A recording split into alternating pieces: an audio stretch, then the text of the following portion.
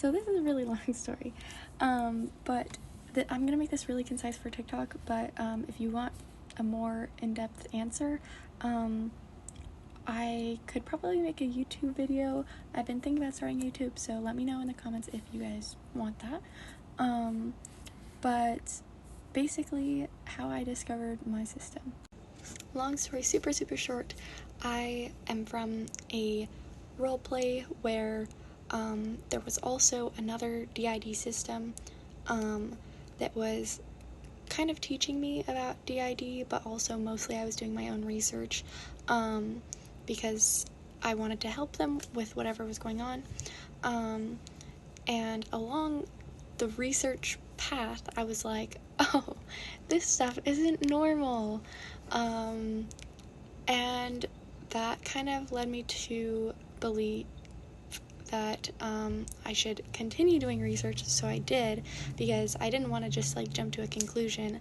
So I literally did all of the research that I can do without purchasing studies and stuff, and I kind of realized oh wow, this might be me.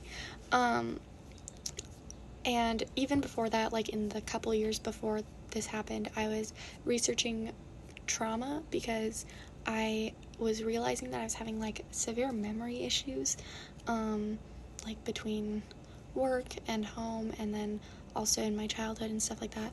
So I wanted to figure out what the hell was going on. But then when I contacted this person and started learning more, I was like, oh wow, that's kind of crazy. I think I might, yeah.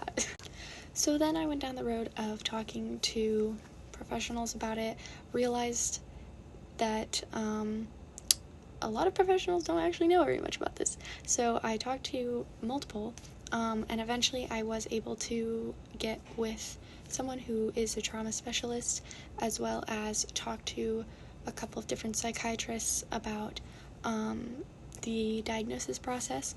Currently, I'm trying to get a more full evaluation rather than just for DID, so that I can confirm some other suspicions, confirm or deny some other suspicions.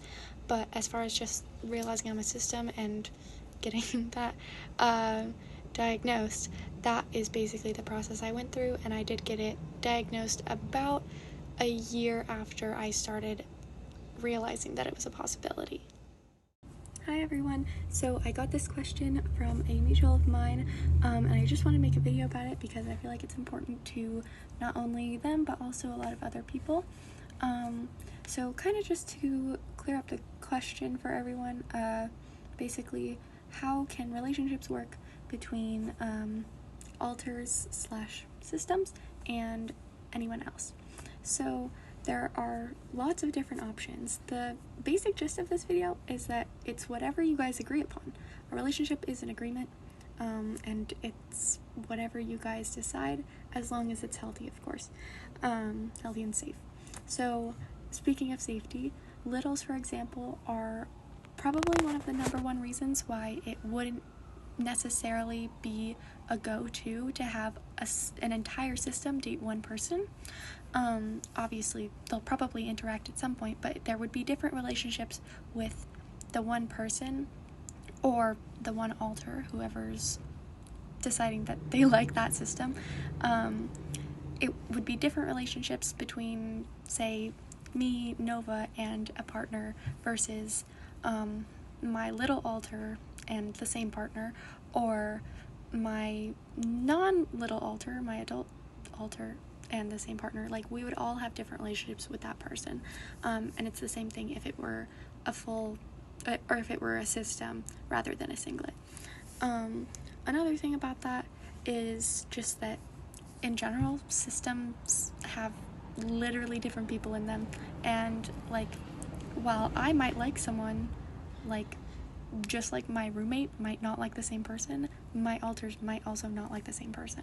So that's just another thing. Not everyone in the system will like the same person, especially not in a romantic way, but if they do, then, you know, there's always opportunities for that, I guess.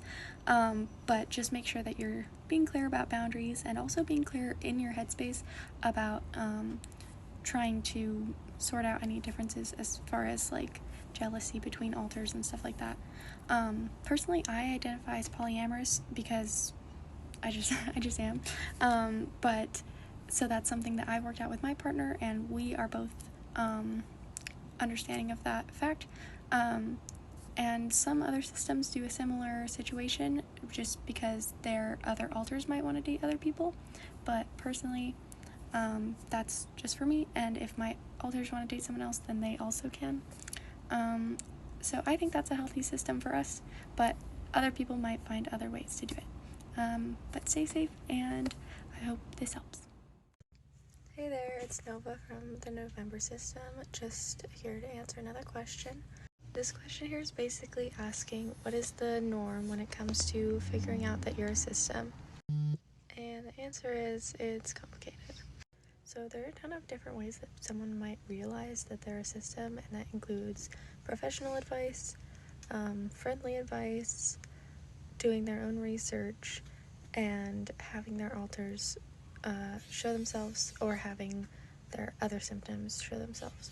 Personally, I think it's in every system's best interest to do their own research, no matter how they found out that they're a system, and honestly to do as much research as possible if they are seeking professional help but don't have it at the moment and are trying to figure out what's going on without a professional to begin with. Obviously, to begin with, there's professional advice, just talking to whoever's taking care of your mental health professionally, and listening to them as far as just making sure that you're taking in your safety into account, and they might have some answers for you as far as diagnoses go.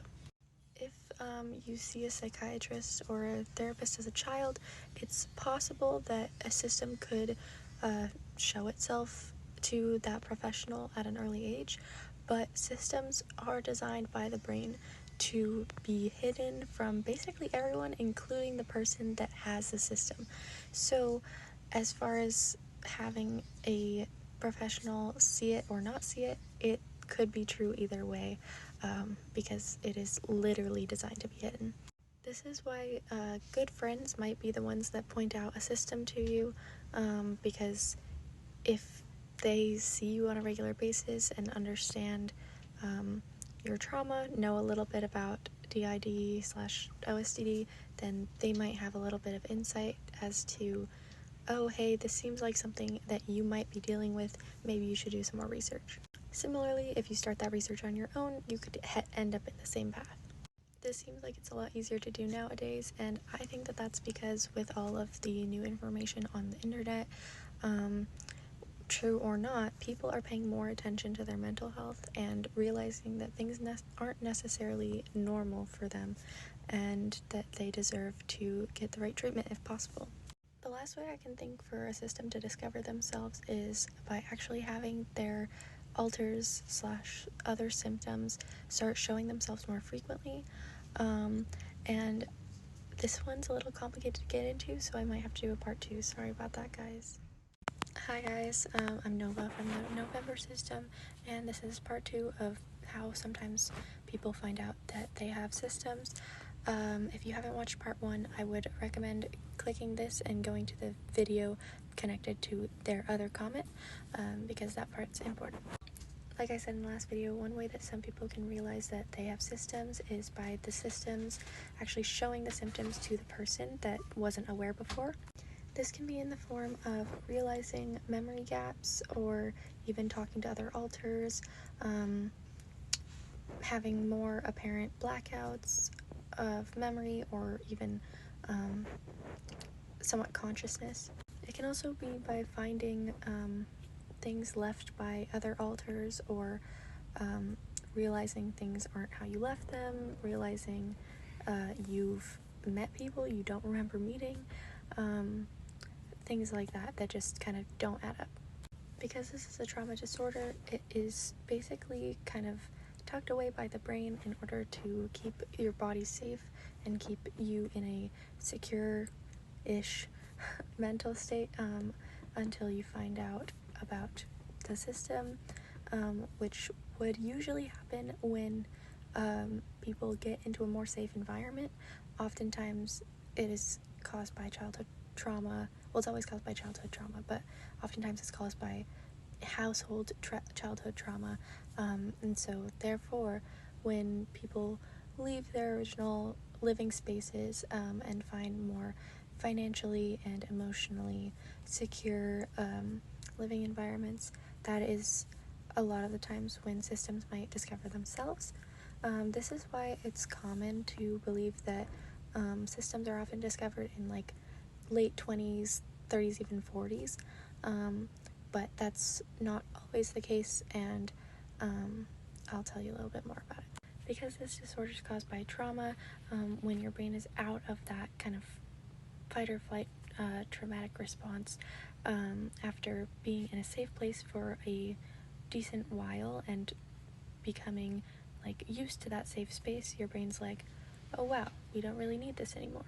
So it kind of just slowly opens up the actual consciousness of usually the host to the other alters, and then that's what makes it so that people can discover their own systems. There's a ton more to this, as well as just the theory of structural dissociation in general, that is super relevant to this, but I don't have enough time in this video, so let me know if you want another one. See you guys.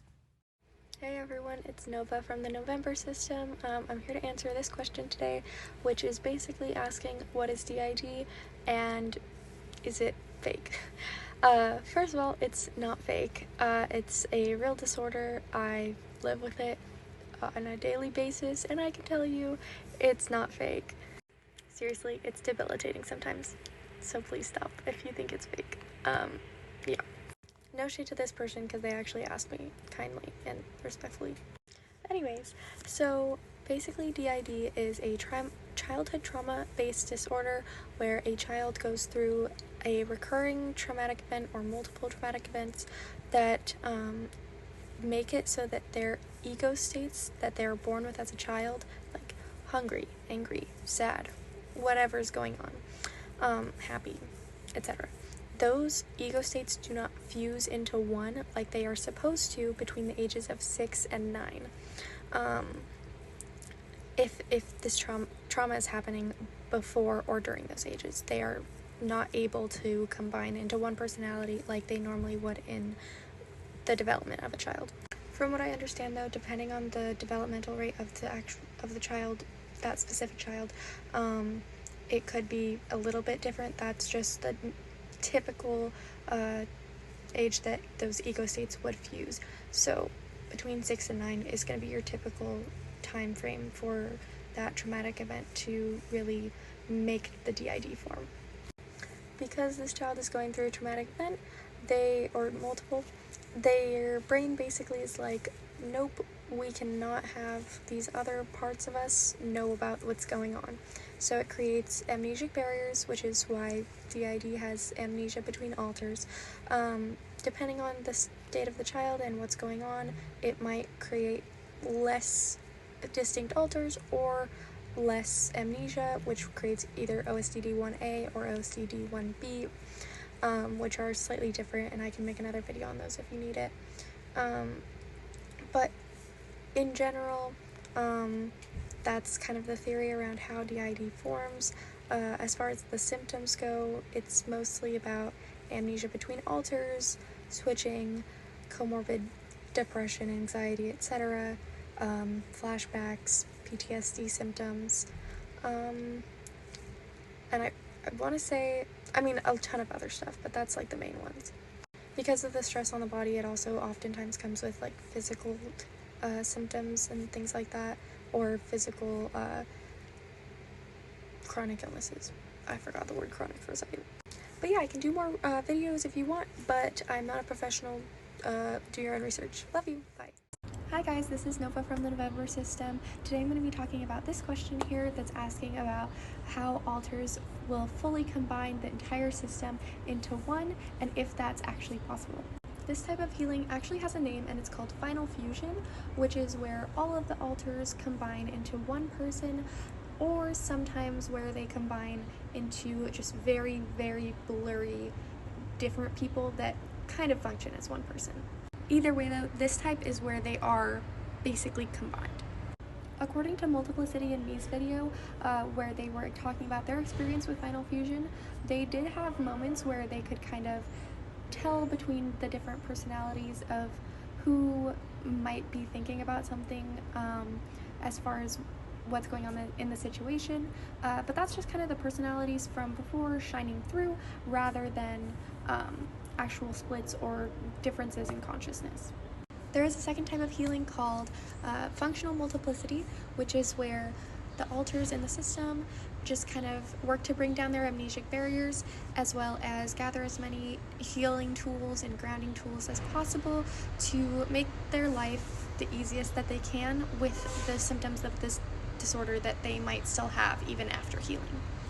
This can include, but is not limited to, making switches easier, lowering dissociation levels, lowering amnesic barriers, keeping tabs on all of the alters and what they need to do, keeping to-do lists, just coping mechanisms that help make life easier. Some of these you might find in your own life without DID, others are kind of more specific to the disorder. Both of these healing methods are totally valid, and I would not recommend anyone pressuring any system to choose one versus the other. That's something that they probably are thinking hard enough about anyways, between all of the different members of their system that probably want different things. So it's definitely up to the system, and it's up to the people who have the trauma to figure out how to heal that with or without professional help, but hopefully without too much onslaught of opinions from people who aren't dealing with it themselves. One last thing I wanted to clarify is just that final fusion is not technically permanent, even though it is called final fusion. For the most part, it does mean everyone combining into one. However, because the brain has already learned this coping mechanism, it can split off other alters if new trauma comes up or if someone is re-traumatized by the same thing somehow. Fortunately, if it goes on for longer and longer, people are less likely to split again, but I hope that's helpful.